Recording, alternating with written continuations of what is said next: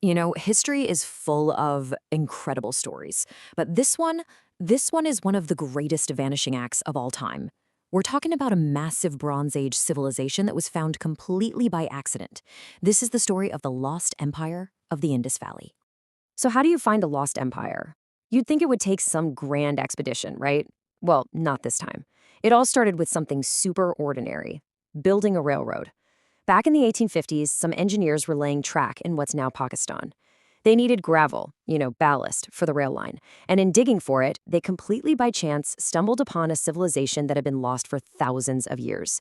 I mean, talk about rewriting the history books. All right, so let's get into how this all happened.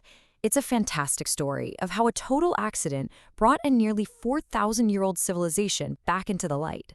So picture this, it's 1856. Railway workers are out near a village called Harappa, and they find this incredible, seemingly endless supply of old baked bricks. Perfect for their project, right? So for years, they just ground them up. Thousands of these priceless artifacts destroyed to support a railway track. It's wild. Even the founder of the Archaeological Survey of India, a guy named Alexander Cunningham, he visited in 1873 and totally missed what it was. It wasn't until the 1920s, like 50 years later, that Sir John Marshall finally put the pieces together and realized, wait a minute, this isn't just an old brickyard, this is a lost world. And this is where the story gets really crazy, because we almost lost this discovery completely. Cunningham, the big shot archaeologist, he saw the ruins, but he made this huge mistake. He figured they were probably just from a Greek settlement, leftovers from Alexander the Great's army around 326 BCE. So he thought, not that old, not that important. He was this close to letting the whole thing just get ground up into the railroad. But there was this one little thing that just didn't add up, something that bugged him. He found this tiny stone seal, smaller than a postage stamp, and on it was a bull. But it was weird. It didn't have a hump, not like any Indian bull he'd ever seen. And above it, 6 characters in a script that was, well, totally alien. It didn't match anything. That little seal was the first real clue that he was dealing with something much, much older than he thought. And that tiny little seal, well, that was the key. The key that would unlock one of the absolute biggest archaeological discoveries of the entire 20th century. Okay, so this is the moment where everything just flips on its head.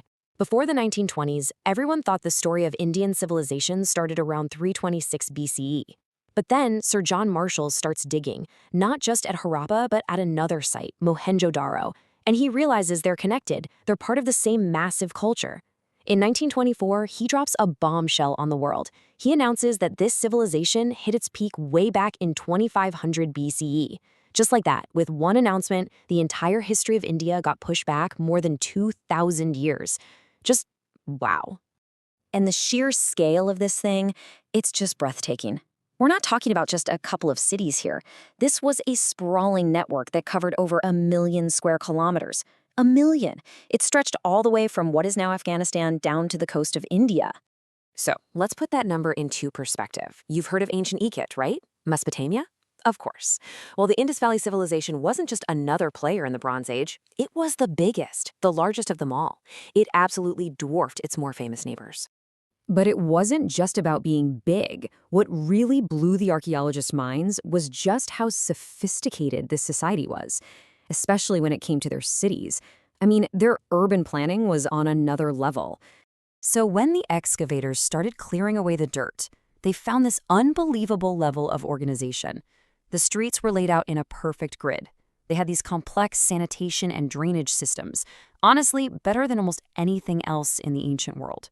And get this, even the bricks they used across hundreds of different sites were all standardized. Same ratios. That, plus standardized weights for trade, it tells us this was a super organized, well-integrated society, a real powerhouse of international trade. But here's where it gets really weird.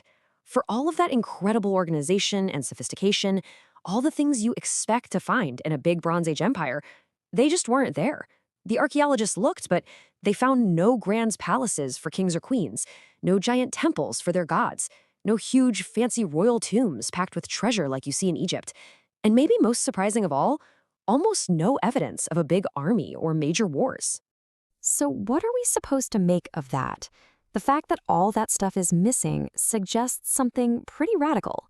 that the Indus Valley might have been a surprisingly egalitarian society. Maybe they were governed by a council of elders or a group of merchants instead of one all-powerful king or pharaoh. It's a civilization that basically forces us to rethink what an ancient empire even is.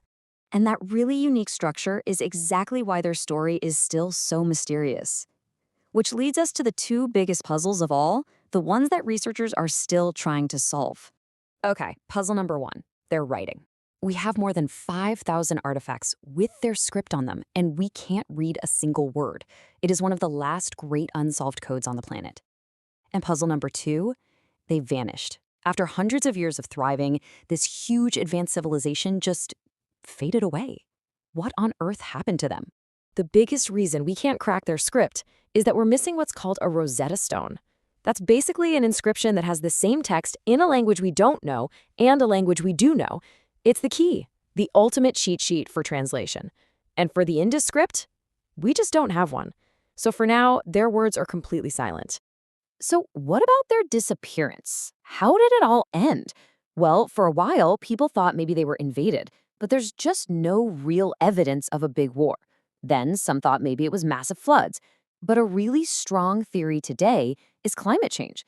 We know there was a huge long-term drought around that time that hit the whole region, and it might have just dried up the rivers that these people depended on for everything. Okay, so we're not sure how they ended, but what about how they began? To find those answers, we have to go even farther back in time. It seems the groundwork for this incredible civilization was laid in places like Mehrgarh, a site in what's now Pakistan. And this wasn't just some random village. No, Mehrgarh is one of the very first agricultural centers in the entire world, with people living there as far back as 7000 BCE. It was here, at Mehrgarh, that people figured out how to farm barley and herd animals. They developed pottery, started working with metals, and this is a big one. This is where we find the world's first evidence of people growing and weaving cotton. All of that together, that's the agricultural revolution that created the foundation, the food, and the tech that allowed people to eventually build those amazing planned cities like Harappa and Mohenjo-daro. And that brings us right back to the biggest mystery of all. The Indus Valley civilization gives us this amazing glimpse of a completely different way to build a society, one that was organized, huge, and maybe even peaceful. But until we can read what they wrote, their real story is still a secret. What kind of world did they create? What were their beliefs? All the answers are just sitting there, hiding in plain sight, trapped in a language we still can't understand.